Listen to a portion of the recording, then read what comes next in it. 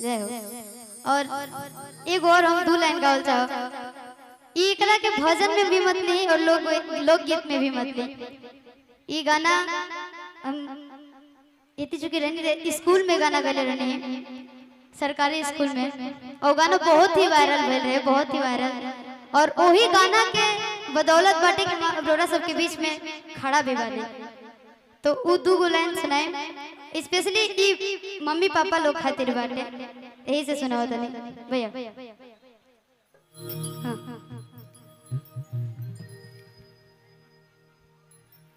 कहल जाला कि बेटा बेटी कतनो माई बाबू के कर दी, लेकिन माई बाबू जौन कर देले बा वो बेटा बेटी कबो भी ओकर कर्जा नहीं चुका सकत।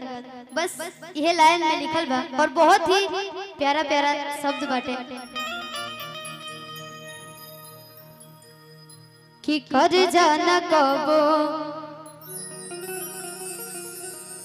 माई बाबू के भराई हो,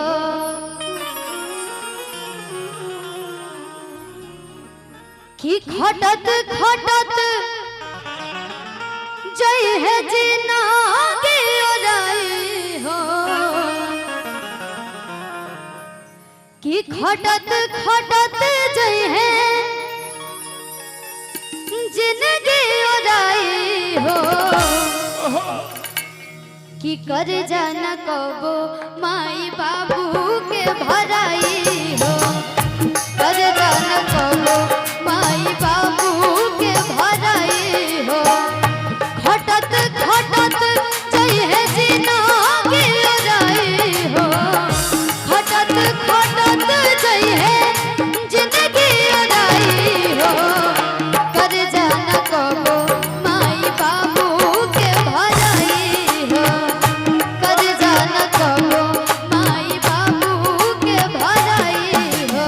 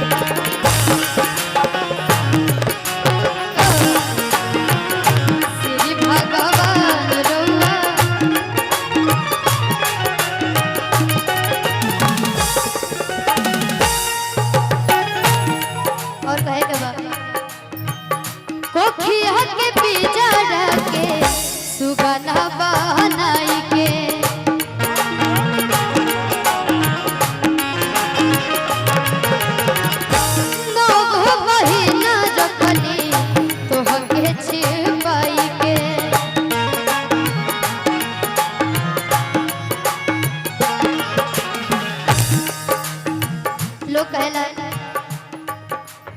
कि माई पर हम दो लाइन लिखले बानी, चाहे माई खाती दो लाइन गावत नहीं, हम का माई पर दो लाइन लिखम भैया, माई हमरा के खुद लिख ले भैया। और माई बाबू के विषय में जितना आई हम बोली सब कम बा, काहे से कि लोग हमनी खातिर इतना कइले बा अपने दुख तकलीफ में होके, लेकिन बेटा बेटी का हमेशा खुशी चाहले बा। पियली पसीना कह के बेनिया डोलाई हो, पियली पसीना कह के बेनिया डोलाई हो, कर्जा न कबो माई बाबू के भराई हो, कर्जा न कबो माई बाबू के भराई हो, अमृत के धार के हूँ के तन पियाई गो माई बिना, अमृत के धार के हूँ के तन पियाई गो माई बिना, कैसे करे जावा जो ढाई भाई गो माई बिना, कैसे करे जावा जो ढाई भाई गो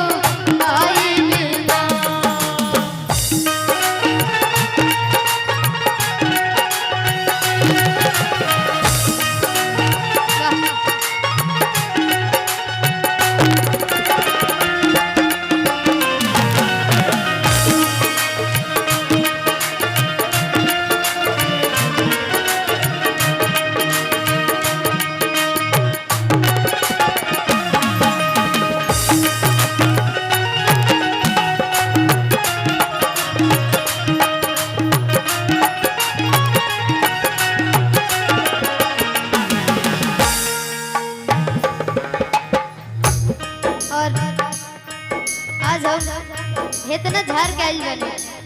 ई लोग देखो था कि भाई शिवानी वही चीज पहन के आइल बड़ी, शिवानी वही चीज करके आइल बड़ी, लेकिन हमार माई कोना स्थिति में हो के हमरा के बढ़िया कपड़ा पहनावत दिया।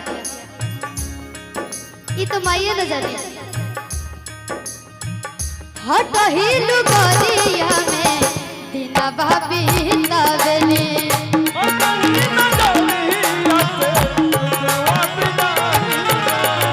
सूट बूट तोहरा के कहीं से ले आवेली।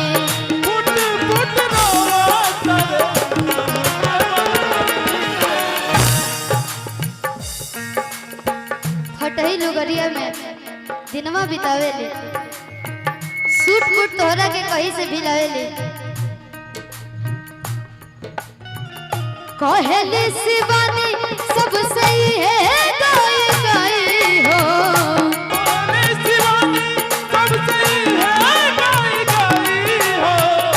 कहली शिवानी सबसे है गाई गाई हो।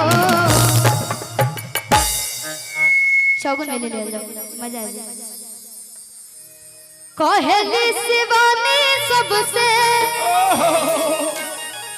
आ रही है गाय गाई हो, कर जाना कबो माई बाबू के भलाई हो, कर जाना कबो माई बाबू के भलाई हो, कर जाना कबो माई बाबू के भलाई हो, कर जाना कबो माई बाबू के भलाई हो, कर जाना कबो माई बाबू के भलाई हो, कर जाना कबो माई बाबू के भलाई।